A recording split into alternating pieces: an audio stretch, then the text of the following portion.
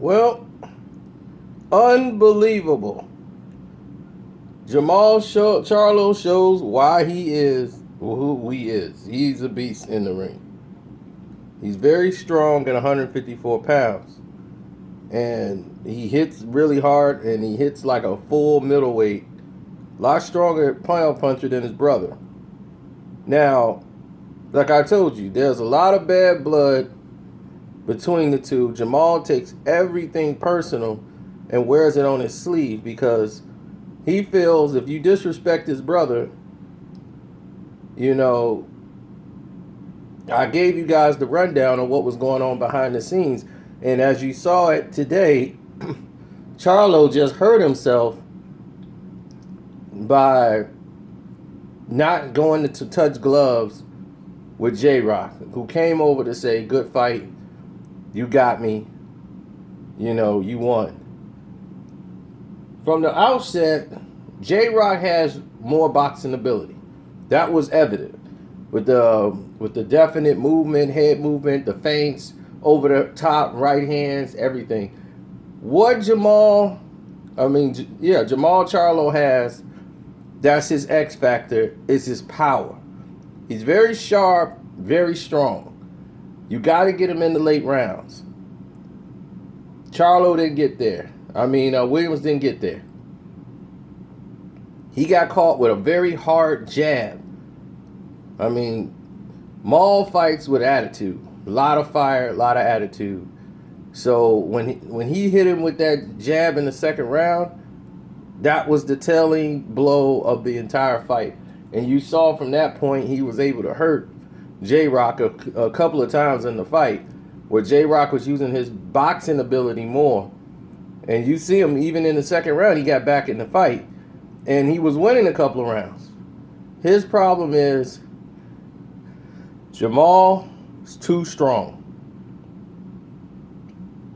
Very strong. When they tied up, he couldn't bully Jermall around. Jermall took his shots pretty well, but not touching gloves at the end. This is a sign of, his frustration. It just grows. He has a lot of immaturity when dealing with situations like this, that this wouldn't have happened with Jermall. So that's just the fire in him. I don't take that, but you got to understand this is a business. It's professionalism. He tried to come down and come over and touch gloves, but, he takes everything very personal. So with this, he wanted to let it be known that he was the best, and all this J-Rock and stuff got put to an end. We've always been a fan of the brothers as far as their abilities to win fights. It was always like Jermall's attitude that would turn people off, and people are seeing that right now. They cheered him after the knockdown, booed him right after he wouldn't touch gloves. So what does that tell you?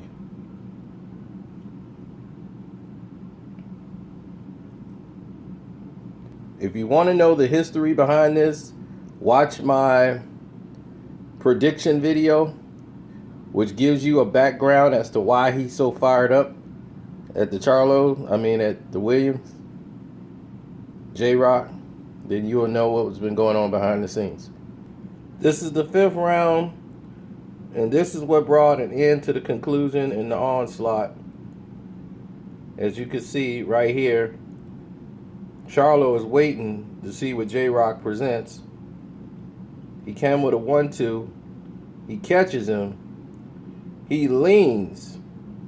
As you can see right there, you see how Charlo's leaned over, bent over, but he's always in a position to throw an uppercut. Bow! Right uppercut, right under the chin.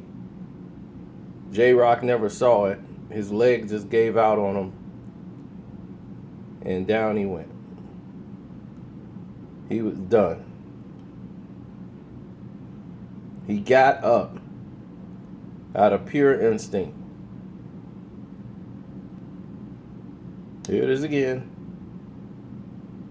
Catch. Uppercut.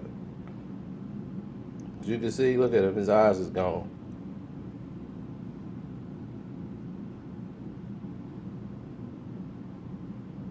And this is the end. You know, get credit for J-Rock for getting up, trying to compete. Now it's time for Demetrius Andrade, the Canelo Alvarez's. Let's get this. Let's get to the big stage. He looked great tonight, and like I said, hats go off to Jermall Charlo and the Charlo family. That's a great win, because this is a. I didn't have him winning. I had him losing a close decision if this thing went to the cards. And the way the fight was going, this is going just the way I predicted. Except for, I never saw J-Rock getting knocked down, at least out. But that is credit all due to Jermall Charlo and his team with Ronnie Shields. And what they saw is the power difference. And I'm out.